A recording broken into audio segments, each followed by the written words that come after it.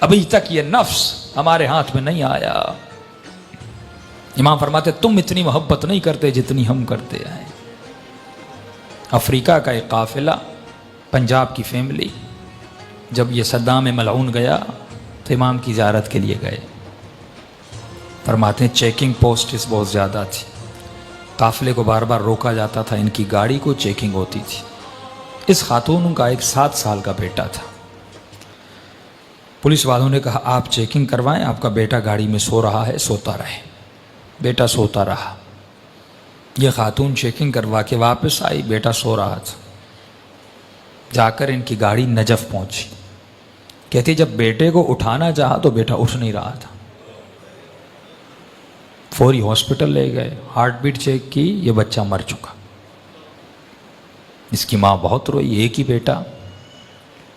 جنازہ ہوا، نماز ہوئی، اس کو جا کر وادی السلام میں دفن کر دیا. اب گھر والوں نے اس کی ماں کو کہا بھائی چلو مولا علی کی زیارت کو. کہا میں نہیں جاؤں گی، میرا بیٹا چھن گیا. ہوتا ہے نا، کبھی زیارت پہ جائیں، جن کے بچے سخت ہو جاتے ہیں، مر جاتے ہیں، ناراض ہو جاتے ہیں اہل بیت سے. چھن لیا. جب چھٹے امام کا بیٹا جناب اسماعیل بیمار تھا تو مولا کا صحابی کہتا میں نے امام کو بہت پریشان دیکھا، گھر سے آ رہے ہیں جا رہے ہیں. تھوڑی دیر کے بعد امام باہر آئے، چہرے پہ اطمینان، اور ایک ہی جملہ تھا انا للہ و انا الیہ راجعون. میں نے کہا مولا جب زندہ تھا پریشان، اب چلا گیا اتنا اطمینان. امام نے کہا جب ہمارے بچے بیمار ہوتے ہیں، جب زندہ ہیں، ہم پوری کوشش کرتے ہیں کہ ان کی صحت و سلامتی آ جائے، دوائی ڈاکٹر، لیکن جب خدا لے لیتا ہے، اس کی امانت تھی، جس پہ وہ راضی اس پہ ہم راضی ہو جاتے ہیں. پھر ہم پریشانی زبزبا اس کا شکار نہیں ہوتے. یہ خاتون مولا علی کی زیارت پہ نہیں گئی، کہا میرا بیٹا امام نے چھین لیا، میں نہیں جاؤں گی. قافلہ چلا کربلا، سارا قافلہ امام حسین کی زیارت کو گیا. اس خاتون نے کہا میں نہیں جاؤں گی، میرا بیٹا حسین نے چھین لیا، میں کیوں جاؤں؟ ایک ہی تو بیٹا تھا، میں زیارت کرنے کے لیے آئی تھی، مولا نے کچھ دیا نہیں، اوپر سے میری اولاد مجھ سے چھین لی. نہیں گئی. فرمایا آخری 2 دن بچے. لوگوں نے کہا بھائی عباس کی قبر پہ چلو، جا کر دعا مانگو. کیوں یہاں پہ رو رہی ہو؟ رو رو کے کہتی ہے نہیں، یہ باب الحوائج ہے، اگر میرے آقا ہے تو میرا بیٹا مجھے پلٹا دیں.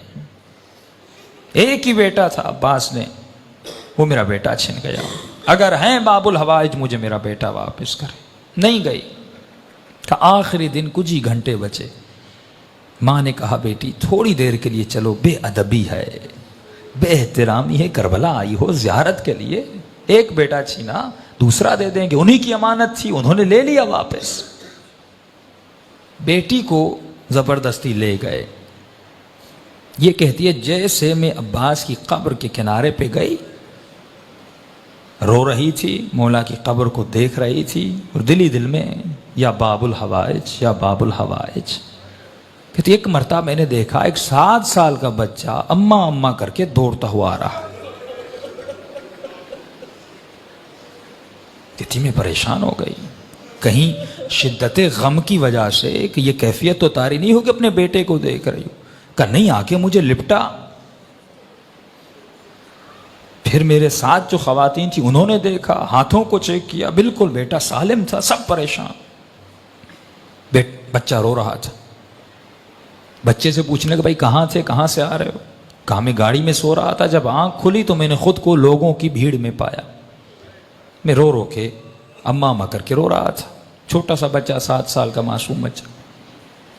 کہتے روتے روتے میں نے دور سے دیکھا ایک گھوڑے سوار ہے، اس کے ساتھ ایک جوان ہے، وہ دونوں آ رہے ہیں. مجھ سے پوچھا بیٹے کس کی تلاش میں ہو؟ کہا میری اماں گم ہو گئی. اس گھوڑے سوار نے مجھے کہا کہ بیٹے تو گھوڑے پہ سوار ہو جا. یہ بچہ کہتا ہے کہ میں نے اپنے بچپنے میں کہا کہ انکل مجھے ہاتھ دیں، میں گھوڑے پہ بیٹھ جاؤں. کہا گھوڑے سوار نے کہا میرے ہاتھ نہیں ہیں، میرے ہاتھ کٹے ہوئے ہیں. اس جوان کو کہا کہ اسے گھوڑے پہ بیٹھا. کہتے اماں میں گھوڑے پر بیٹھا، اس گھوڑے سوار کے ساتھ آیا، یہاں تک کہ زری تک آئے. اس نے مجھے کہا بیٹے یہیں پہ کھڑے ہو جاؤ، تمہاری اماں تجھے مل جائے گی. جب اماں تمہاری تمہیں ملے تو میرا ایک پیغام دے دینا. کا کون سا پیغام؟ کہ اپنی اماں کو کہنا کہ ہم سے ناراض مت ہوا کریں.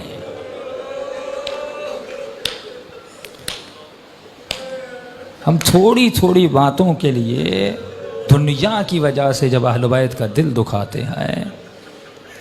یہ معجزہ وادی السلام میں سب تھا. فرماتے پھر وادی السلام گئے، قبر کو کھودا، کفن تھا، سب کچھ تھا، لیکن لڑکا وہاں پہ موجود نہیں تھا. وہ دینے پہ آئے، دیتے بھی ہیں، معجزے کرنے پہ آئے.